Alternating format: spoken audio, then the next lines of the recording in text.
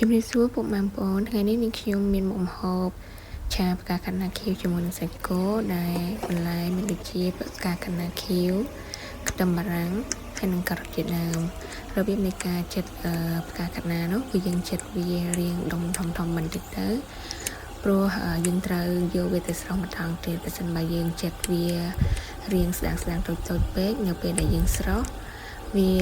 នឹងផុយហើយញ៉ាំទៅអត់ជាប់ឆ្ងាញ់ទេចា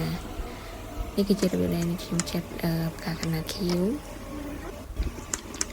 ចំណែកគល់របស់វានោះគឺយើងត្រូវចិតសម្បកខាងក្រៅនឹងចេញឲ្យអស់សិនបើមិនចឹងទេសម្បកដែលនៅជាប់សរសៃហ្នឹងគឺញ៉ាំទៅអត់ឆ្ងាញ់ទេវាអត់ទន់ល្អវាអត់ជ្រប់ល្អវានៅជាប់សរសៃអញ្ចឹងហើយខ្ញុំចិត្តឲ្យអស់សរសៃវាទៅយើងនឹងទៅដល់បណ្ដោដែលខ្ចី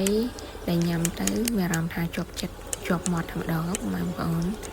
មើលទៅខ្ចីល្អចំណែកឯខ្ទឹមបារាំងវិញគឺនឹងខ្ញុំចិត្តវាជាចំណិតតូចប៉ុន្តែដោយសារតែនាងខ្ញុំអត់សូវចូលចិត្តខ្ទឹមបារាំងដែរអញ្ចឹងខ្ទឹមបារាំងមួយនេះគឺខ្ញុំយកតែមួយចំហៀងទេមួយចំហៀងទៀតគឺយើងអាចយកវាទៅប្រើប្រាស់ទៅលើមុខម្ហូបផ្សេងទៀតអញ្ចឹងណាបន្ទាប់មកគឺនាងខ្ញុំលាងសម្អាតវាមកទឹកឲ្យស្អាតហើយនាងខ្ញុំនឹងស្រោះវានៅពេលដែលខ្ញុំដាំទឹកពុះ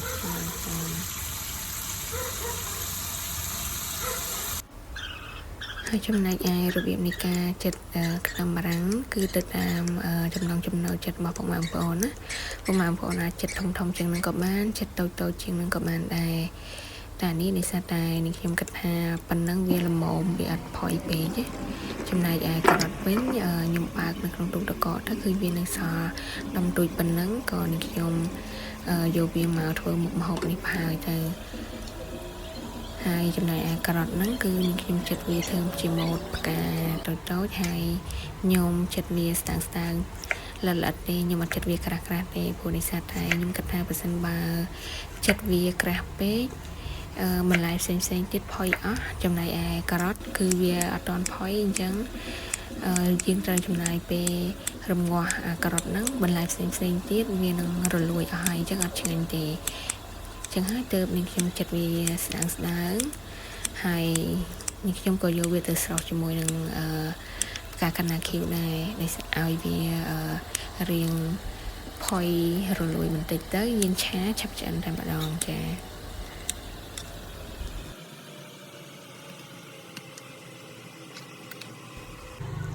ចំណែកឯសាច់វិញគឺនាងខ្ញុំជ្រើសរើសយកសាច់ផុយយកមកធ្វើម្ហូបនេះ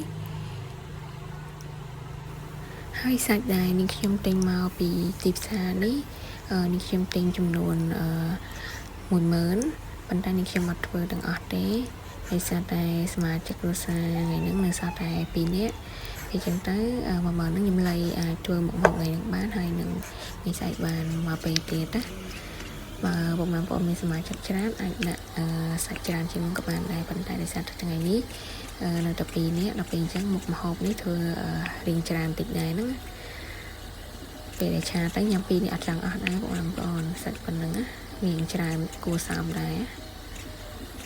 បងប្អូនអាចហាន់ក្រាស់ជាងនឹងក៏បានហាន់ស្ដាងជាងនឹងក៏បានដែរទៅតាមចំណង់ចំណូលចិត្តក៏ដូចជាការចម្អិនរបស់បងប្អូនប៉ុន្តែជាមួយនឹងខ្ញុំគឺហាន់រៀងស្ដាងបែបនេះហើយនេះខ្ញុំបន្ថែមជាមួយនឹងស្លឹកខ្ទឹមដើម្បីកាត់ជាតិឆ្អាបឬក៏បន្ថែមរសជាតិឈ្ងុយនៃខ្ទឹមនឹងនេះខ្ញុំក៏បន្ថែមជាមួយនឹងខ្ទឹមសទុកសម្រាប់ពេលឆាបងប្អូនហើយក៏លៃធ្វើទឹកជ្រលក់បានមួយចានតូចផងដែរសម្រាប់ខ្ទឹមស3កំពឹសនឹងនេះបងប្អូនចិញ្ច្រាំទៅគឺបានប៉ុណ្នេះច្រើនដែរតាហើយឥឡូវនេះគឺខ្ញុំចាប់ផ្ដើមលាយគ្រឿងសាច់គោឲ្យហើយមុនពេលឆាយើងផ្អាប់ទុកវាប្រហែលជា3ទៅ5នាទីដើម្បីឲ្យសាច់និងគ្រឿងចូលជាតិគ្នាបន្ទាប់មកយើងអាចឆាបានយើងលាយគ្រឿងជាស្ករអំបិលប៊ីចេងហើយក៏បន្ថែមជាមួយនឹងទឹកស៊ីអ៊ីវហើយជាមួយនឹងប្រេងខ្យងផងដែរបើសិនបើ បុកម៉ែបងប្អូនមានគ្រឿងច្រើនជាងហ្នឹងអាចបន្ថែមគ្រឿងច្រើនជាងហ្នឹងក៏បានដែរហើយបន្ថែមម្រេចក៏បានដាក់ក៏បានអត់ក៏បានដែរទៅតាមចំណង់ចំណូលចិត្តរបស់បងប្អូនណាហើយយើងក្លុកវាចុះឡើងប៉ុន្តែបើសិនមកយើងមានស្រោមដៃយើងពាក់ស្រោមដៃហើយយើងវាច់វាអាហ្នឹងរត់តែចាប់ចូលជាតិទៀតទៅបងប្អូនតែដោយសារតែខ្ញុំមិនមានស្រោមដៃអញ្ចឹងខ្ញុំមានតែយកស្ព្រីហ្នឹងជុំវាដើម្បីវាចូលជាតិហើយអំឡុងពេលហ្នឹងខ្ញុំដាំទឹកចោលហើយខ្ញុំក៏ធ្វើទឹកជ្រលក់តែម្ដងទឹកជ្រលក់នោះមិនមានអីធំដុំទេធ្វើទឹកជ្រលក់ទឹកម្រេចយើងហ្នឹងបងប្អូនហើយគ្រាន់តែនឹកឃើញរសជាតិណាក៏ស្រក់ទឹកមាត់ដែរបងប្អូនជាមួយនឹងការលាយគ្រឿងផ្សំហើយនឹងឆាសាច់គោកាកាណាហ្នឹងណាគឺឆ្ងាញ់ហើយដែលយើងលាយទឹកជ្រលក់ត្រូវទឹកជ្រលក់ខ្ញុំមិនមានអីជាហោះហើរទៅណាទេគ្រាន់តែថាយើងលាយឲ្យតែត្រូវគ្រឿងទៅគឺយើងញ៉ាំជាមួយនឹងឆាបន្លែមួយនេះគឺឆ្ងាញ់នេះនៅពេលដែលនាងខ្ញុំដាំទឹកពុះរួចរាល់ក៏នាងខ្ញុំចាប់ផ្ដើមស្រោះបន្លែហ្នឹងឲ្យវារៀងស្ពោតឲ្យវារៀងស្គប់តិចដើម្បីយើងឆាទៅគឺប្រហែលជា2នាទីអីគឺបន្លែហ្នឹងវាចាប់ផ្ដើមស្រួយហើយនឹងវាមិនរលួយពេកណានៅពេលដែលយើងស្រោះហើយយើងឆាមកល្មមដែលយើងគិតថាមកល្មមស្រួយដែលយើងអាចញ៉ាំបានបន្ទាប់ពីលាងបន្លែរួចរាល់នេះខ្ញុំក៏ចាប់ផ្ដើមដាក់ខ្ទះឲ្យក្តៅហើយក៏ចាប់ផ្ដើមដាក់ប្រេងឆាបន្ទាប់ពីប្រេងឆាក្តៅគឺនឹងខ្ញុំដាក់ខ្ទឹមបំពងវាឲ្យរីងឈ្ងុយបន្តិចហើយក៏យើងចាប់ផ្ដើមចាក់សាច់ចូលលីងជាមួយនឹងខ្លាញ់នឹងតែម្ដងត្រង់កន្លែងនេះនឹងខ្ញុំឆាសាច់ហើយលាយជាមួយនឹងបន្លែអត់ទាន់ដាក់ឲ្យសាច់នឹងវាឆ្អិនខ្លាំងពេកទេពេលដែលយើងដាក់សាច់នឹងឲ្យឆ្អិនខ្លាំងពេកវានឹងធ្វើឲ្យរសជាតិនៃសាច់នឹងគឺវាខ្សោះដោយសារយើងងាស់យូរពេកចឹងខ្ញុំអត់ងាស់យូរពេកទេងាស់តែម្ដងហើយគឺចាក់បន្លែចូលតែម្ដងចានេះមុខម្ហូបដែលនាងខ្ញុំធ្វើគឺមកខ្ទះពេញតែម្ដង2នាក់ទេញ៉ាំមិនចង់អស់ជាមួយនឹងបាយមួយឆ្នាំងតូចផងដែរហើយគ្រាន់តែឃើញក៏ក្លៀនឡើងវិញដែរបងប្អូន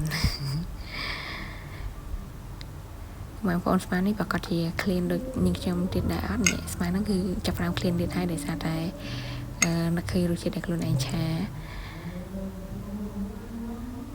អរគុណច្រើនបងប្អូនសម្រាប់ការតាមដានទស្សនាវីដេអូរបស់នាងខ្ញុំសូមឲ្យបងប្អូនជួបតែសុខសុវត្ថិភាពហើយមានសុខភាពល្អធ្វើដំណើរតាមផ្លូវជួបតែសុខសុវត្ថិភាពសូមអរគុណសូមជម្រាបលា